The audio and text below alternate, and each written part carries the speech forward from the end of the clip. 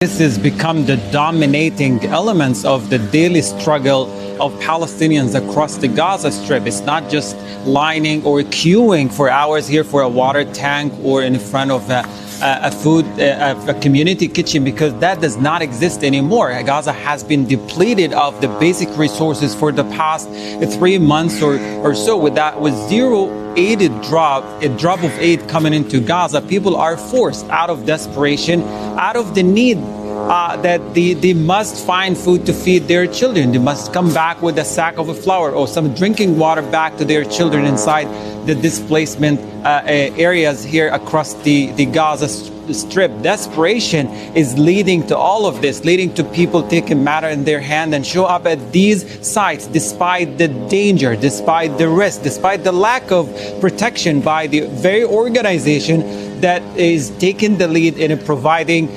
the humanitarian aid. And by the way, it's only a trickle amount so far. Whatever figures we're seeing on the official Facebook of the organization, when compared to what's really going on the ground, to the number of people who've been able to receive food parcels or any of the survival items, it's just minimal compared to the figures that are published, because people are still hungry.